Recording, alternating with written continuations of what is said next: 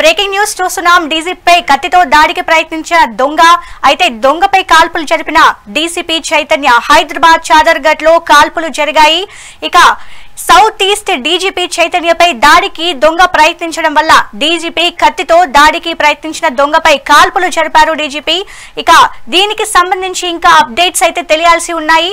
చాదర్ఘట్ లోని victory ground లో కాల్పులు అయితే జరిగాయని తెలుస్తోంది.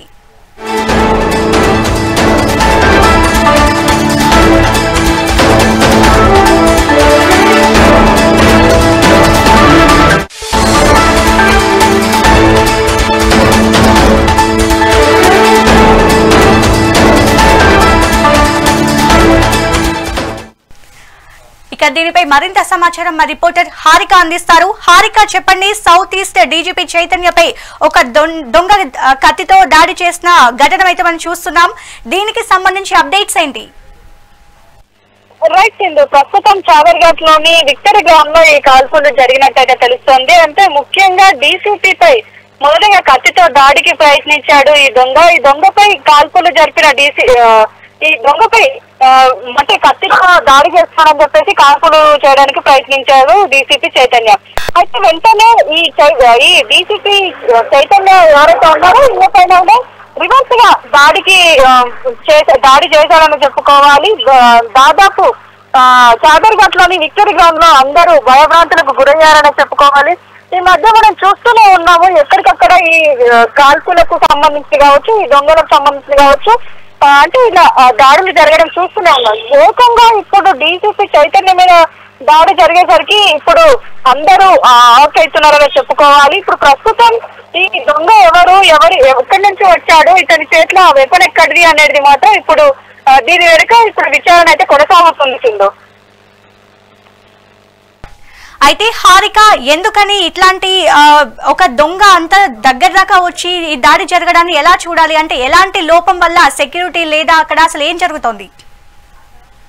జనరల్ గా ఇప్పుడు డీసీపీ అన్న తర్వాత అతనికి గన్మెన్స్ ఉంటారు, కానీ ఇక్కడ మరి ఏం జరిగింది అనేది ఎగ్జాక్ట్ గా ఇంకా బయటికి రాలేదు. కానీ చూస్తే మాత్రం దొంగని పట్టుకునే క్రమంలోనే ఇదంతా జరిగింది అని అయితే ప్రాథమికంగా తెలుస్తున్న విషయం. అయితే ఇప్పుడు మరి ఆ దొంగ ఎవరు, ఎక్కడి నుంచి వచ్చాడు, ఏం దొంగతనానికి పాల్పడ్డాడు అనేది మాత్రం తెలుసుకోవాల్సి ఉంది. పైగా సౌత్ ఈస్ట్ డీసీపీ చైతన్య మీద ఇలాంటి దాడికి ప్రయత్నం చేసిండు అంటే కావాలనే ప్రయత్నం చేశారా, లేకపోతే ఇది అనుకోకుండానే జరిగిందా, యాక్సిడెంటల్ గా చంపడానికి ప్రయత్నం చేశారా అంటే పట్టుకునే క్రమంలో అనేది ఇవన్నీ చూడాలి. లెక్క ప్రకారం చూస్తే డీసీపీ పైన ఇంత అంటే దాడి చేయడానికే వచ్చారు అంటున్నారు కాబట్టి ఖచ్చితంగా ఏదైనా అంటే ముందే ప్లాన్ చేసుకొని వచ్చి ఉండాలి అని చెప్పేసి అయితే కొంతమంది దీనిపైన అంటున్నారు. కానీ చూడాలి మరి అంటే ఎలాంటి డీటెయిల్స్ బయటకు వస్తాయనేది మాత్రం. ఎందుకంటే ఇప్పటికే మనం చూస్తూనే ఉన్నాం హైదరాబాద్ లో గన్ కల్చర్ ఎక్కువైపోయింది అని చెప్పేసి ఇప్పటికే ప్రతిపక్షాలు కాంగ్రెస్ మీద ఎన్నోసార్లు ఆరోపిస్తూనే ఉన్నాయి. లా అండ్ ఆర్డర్ దెబ్బతిన్నది అని అంటున్నారు. హోమ్ మినిస్టర్ లేకపోవడం వల్లనే ఇదంతా జరుగుతుంది అని చెప్పేసి కూడా ఇలా మాట్లాడుతూ ఉన్నారు. ఇలాంటి సమయంలో ఇప్పుడు దీనికి సంబంధించి ఇట్లా జరిగేసరికి అందరూ ఒక రకంగా చెప్పాలంటే ఇప్పుడు ప్రస్తుతం అయితే పెద్ద ఎత్తున ఆరోపణలు వస్తున్నాయి కాంగ్రెస్ ప్రభుత్వం మీద. ఎందుకంటే ఇప్పటికీ హోమ్ మినిస్టర్ లేకపోవడం, పైగా ఇప్పుడు ఏకంగా డీసీపీ మీదనే ఇలాంటి దాడి జరిగింది అంటే ఖచ్చితంగా దీనికి దుమ్మెత్తి పోస్తాయని చెప్పుకోవాలి. అయితే దీంట్లో మాత్రం ఇంకా మరోసారి ఇట్లా కాల్పులు జరగడం, పైగా డీసీపీ పైన కత్తితో చంపడానికి ప్రయత్నం చేయడం, పైగా ఇతను సెల్ ఫోన్ దొంగ అని చెప్పేసి అంటున్నారు. మరి ఆ సెల్ ఫోన్ లాక్కునే క్రమంలో ఏమైనా జరిగిందా, ఈయన డీసీపీ గుర్తించి ఆయన పట్టుకునే ప్రయత్నం ఏమైనా చేశారా అనేది మాత్రం చూడాలి.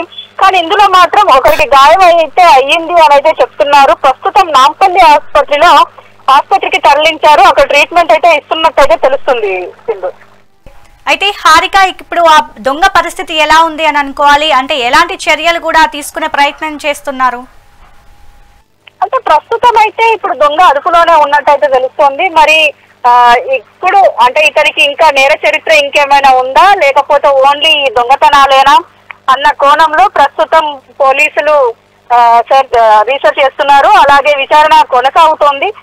తర్వాత అంటే ఇప్పుడు ఈ దొంగ ఎవరు, అతని పేరేంటి, ఎక్కడి నుంచి వచ్చాడు, హైదరాబాద్ వాసియేనా, బయట నుంచి వచ్చాడా, బయట రాష్ట్రం నుంచి వచ్చాడా అన్న కోణంలో ప్రస్తుతం విచారణ కొనసాగుతోంది. అలాగే ఇప్పుడు అంటే డైరెక్ట్ డీసీపీ పైకే కత్తితో వచ్చాడు అని అంటే ఖచ్చితంగా అతనికి ఈయన పోలీస్ అని ఐడియా ఉందా లేదా అనేది కూడా ఒకసారి మనం గమనించుకోవాల్సిందే. ఎందుకంటే పోలీస్ యూనిఫామ్ లో ఉంటే మాత్రం ఖచ్చితంగా ఇలాంటి దాడిలకు పాల్పడరు. అంటే విచక్షణ జ్ఞానం కోల్పోయి మరి డైరెక్ట్ గా ఇలా దాడి చేశాడు అంటే ఖచ్చితంగా ఈయన యూనిఫామ్ లేకుండా ఉన్నారు. అయితే ఖచ్చితంగా ఇప్పుడు ఏం చేస్తారు అంటే ఇప్పుడు ఆ దొంగని ఎలా విచారిస్తున్నారు, విచారణ తర్వాత ఎలాంటి డీటెయిల్స్ బయటకు ఇస్తారనేది మాత్రం చూడాల్సిందే. Right, thank you Harika.